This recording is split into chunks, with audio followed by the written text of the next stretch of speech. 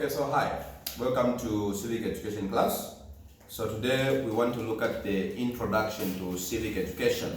Okay, so in an exam, they will, never should you expect them to ask you a question to say define the term civic education. But instead, there are topics which you need to look at, and one of the first topic in grade 10, civic education introduction to it, is the Constitution.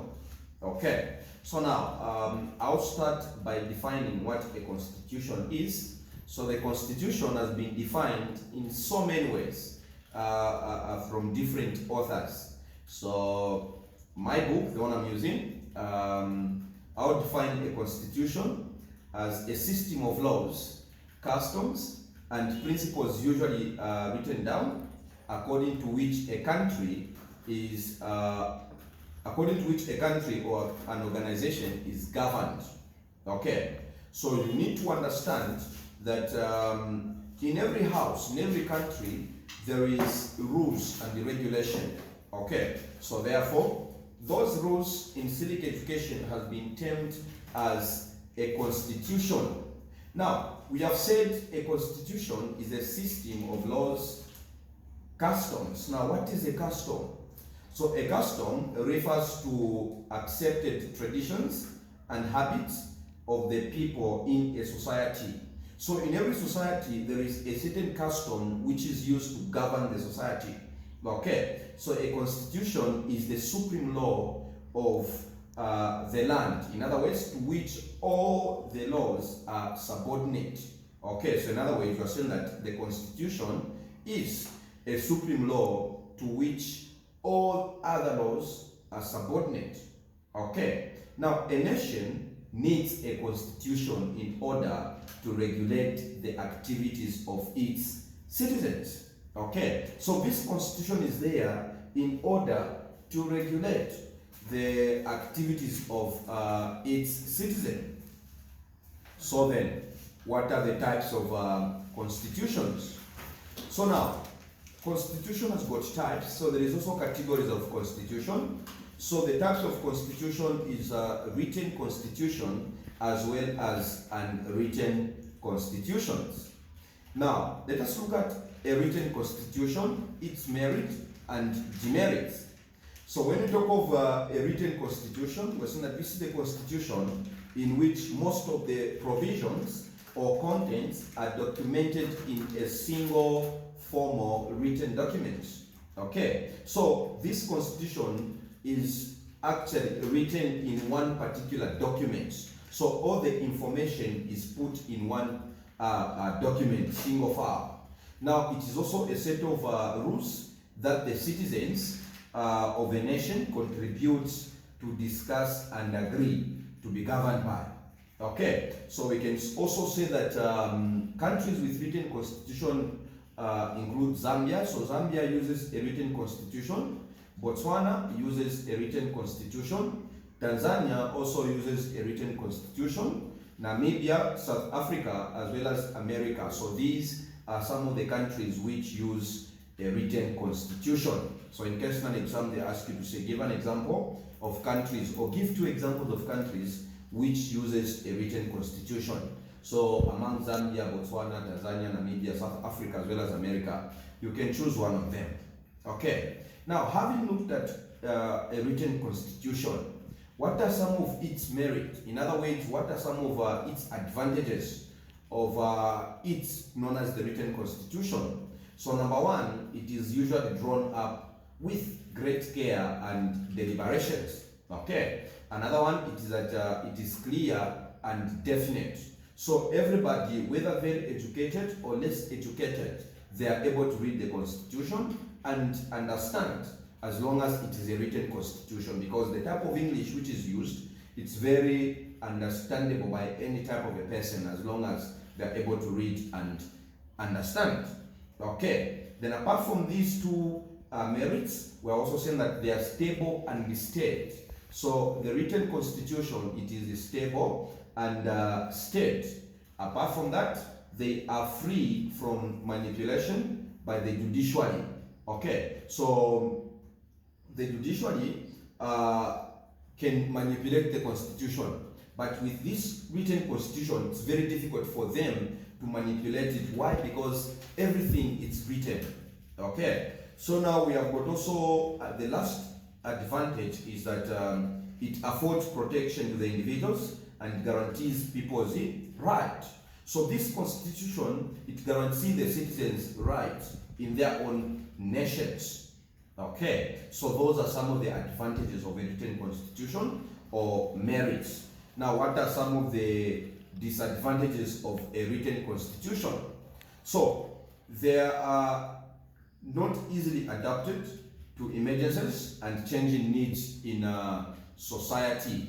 Okay, so they are not easily adapted to emergencies and changing needs in society. So this one, because it's written, it's very difficult to change something which is written. Okay, and it tends to compress into one document all the ideas and political principles of a nation. So one of the disadvantages is that since it is all the documents are written in a single file, so we can therefore say that some of its advantage is that there is no way one particular document can have all the information which is needed. Okay, so which means it has summarized a lot of documents. As a result, some of the important documents are not found in this particular document, rather some of the important information. Okay, so apart from that, it is difficult to amend when rigid, okay, and conservation are carried too far. So this particular constitution, known as the written constitution, it's very difficult to amend. Okay, so those are some of the merits and demerits of a written constitution. Now let us talk about the unwritten constitution.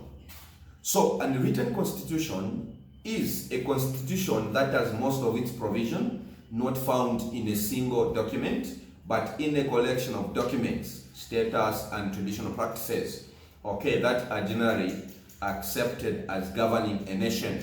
Okay, so this particular constitution, most of its information are not written in a single file. Therefore, it is very easy for the judiciary to manipulate it.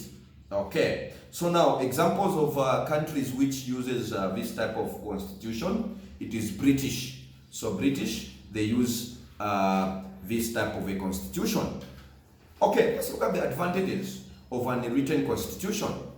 So it is easily adapted to changing conditions of a dynamic society. So in other words, it can change anytime in order to make sure that a certain society is okay with what they want to do at that particular point.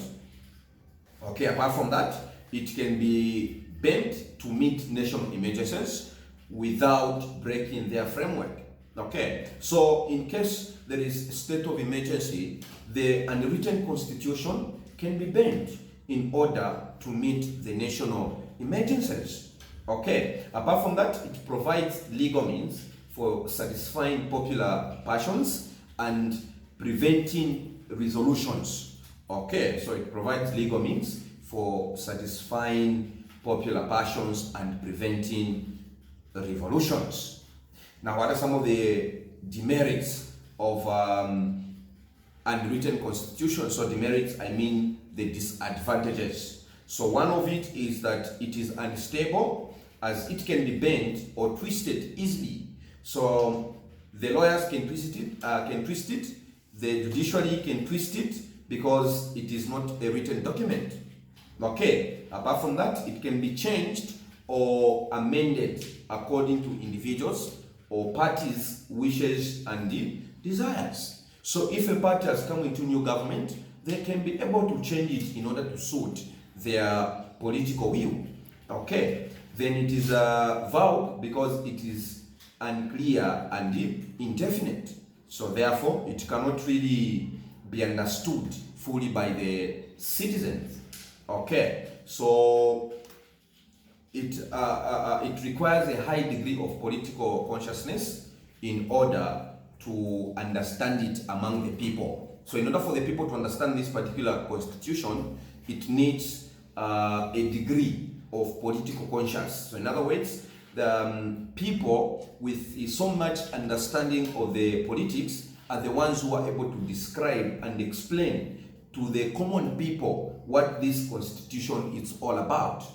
Okay, so the last disadvantage is that it is taken for granted that it exists, even though it is not written. Okay, and it can easily be manipulated by the judiciary. Now, these are some of the disadvantages of an written constitution. So now, we have got also forms of constitution. So the way the ECZ can phrase some questions, they can say, what are some of the categories of constitutions? So other can phrase this as, what are some of the forms of constitutions? So we have got only two type or maybe forms of constitutions, namely the flexible constitution as well as the rigid constitutions. Now, a flexible constitution, this is a form of constitution that can easily be amended or changed by the majority of eligible citizens, so without calling for a referendum. Now, in case in an exam they ask you a question to say, what is the other term for referendum? So it is plebiscite. So that is the other term for referendum. Okay, now what is referendum? So referendum is a situation when citizens are asked to say yes or to vote yes or no on any important national issues, such as voting whether to abolish the death sentence or not. So that is just an example. So the citizens are able to vote for yes or for no. Okay, so it is according to what they feel. Then, when you look at the rigid constitution, this is a form of constitution that cannot easily be amended. So that is rigid constitution. So this one does not know referendum. Okay, so this one cannot be easily amended. So this type of constitution is usually amended by a different board, such as the National Constitutional Conference, which is NCC, as is the case in Zambia. So, and also through the Constituent Assembly, which is the CA, and the referendum also. Okay, so which have a special status than ordinarily institution or parliament. Okay, so ladies and gentlemen, having discussed on the introduction to civic education, so we have looked at the Constitution.